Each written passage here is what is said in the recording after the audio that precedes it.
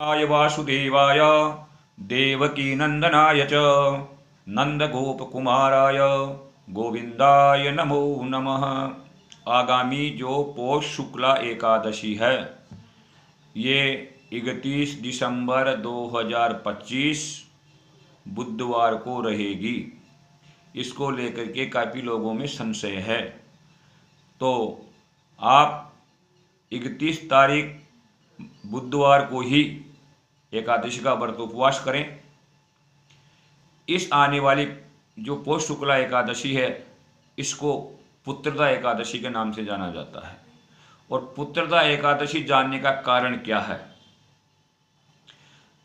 पूर्व काल की एक घटना है सतयुग की। सतयुग के अंदर भद्रावती नाम का एक नगर था। उस नगर के अंदर सुकेतुमान नाम का राजा राज्य करता था। बड़ा ही धर्म में आस्था रखने वाला, वेद पारायण, समय समय पर यज्ञ अनुष्ठान कराने वाला, गो ब्राह्मणों की रक्षा करने वाला एवं अपनी प्रजा को संतान की भांति भरण पोषण करने वाला राजा था। और उसकी रानी का नाम शैव्या था। लेकिन संयोगवश जन्म जन्मांतर के पाप पुण्य उदय होते रहते हैं, तो पता नहीं कौन से जन्म का कौन सा पाप उदय हुआ, इस कारण उसके यहाँ कोई संतान नहीं हुई। जो जो समय व्यतीत होता गया तो राजा और रानी बड़े दुखी रहने लगे। सोचने लगे कि प्रजा हमारे बारे में क्या सोचती होगी। जिसके यहाँ घर में संतान नहीं होती है तो उसका मुंह देखने का भी धर्म नहीं होता है, ऐसा शास्त्र कहता है। या हमको मरने के बाद हमारा पिंडदान कौन करेगा,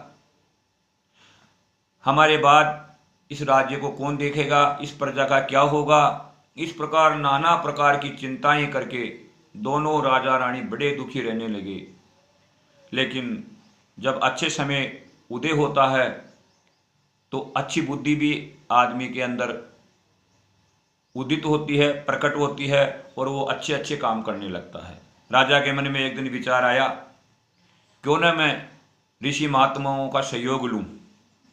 तो ऐसा विचार करके जंगल की ओर जाता है। तो जंगल में राजा देखता है कि एक साधु महात्माओं का समूह यात्राटन के लिए निकला हुआ है। वो एक यात्रा करके दूसरी यात्रा की तरफ, दूसरे तीर्थ की ओर बढ़ते हैं, दूसरा तीर्थ करके तीसरे तीर्थ की ओर बढ़ते हैं। इस प्रकार जो तीर्थाटन के लिए निकला हुआ जो साधु सज्जनों का जो समूह था वो मिलता है, और उनके देखते ही राजा चरणार बिंदों में दंडवत करके गिर जाता है और प्रणाम करता है। त्राहि माम करके बोलता है कि हे साधु महात्माओं, हे तपस्वियों, आपसे बढ़कर मेरा कल्याण करने वाला और कोई नहीं है। मेरे घर में कोई संतान नहीं है और मैं निसंतान जीवन व्यतीत कर रहा हूँ, इस कारण मैं बड़ा दुखी हूँ। आप मेरे को मेरे घर में कोई संतान हो, इसके लिए कोई सुगम और अच्छा उपाय बताइए।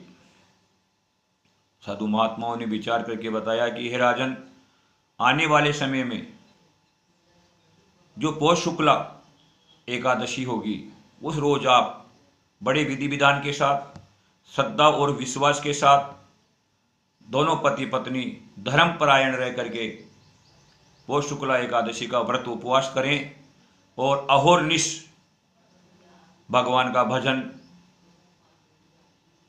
करें। साथ ही दूसरे रोज ब्राह्मणों को भोजन करा करके अपना पारना खोले। राजा ने ऐसा ही किया। बड़े आस्था के साथ धर्मपरायण होकर के अपनी रानी को साथ लेकर के उन्होंने श्रद्धा भक्ति भाव से एकादशी का व्रत उपवास किया और अहोरनिश जागता हुआ, भगवान का जागरण करता हुआ रात्रि को व्यतीत किया।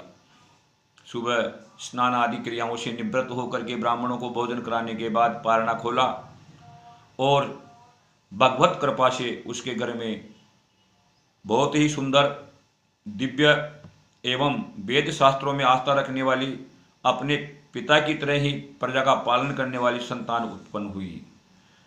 और उस संतान के प्रभाव से राजा बड़ा हर्षोल्लास के साथ भगवत भक्ति करता हुआ देवलोक को गमन कर गए। तो इस पुत्र को देने वाली एकादशी के कारण ही इसका नाम पुत्रदा रखा गया। तो आज भी इस कलयुग के अंदर भी कोई व्यक्ति अगर बड़ा श्रद्धा से, भक्ति भाव से, विश्वास से इस व्रत को एकादशी का व्रत उपवास करता है तो उसके घर में निश्चय ही संतान तो उत्पन्न होती ही है। और जिसके यहाँ लड़कियां हैं और कोई लड़के की आकांक्षा रखता है तो ऐसे व्यक्ति के भी पुत्र संतान प्राप्त होती है।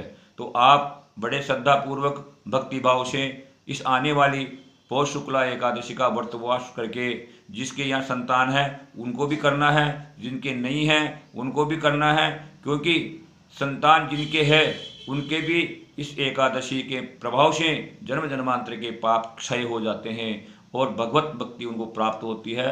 जय राधे, जय गोविंद।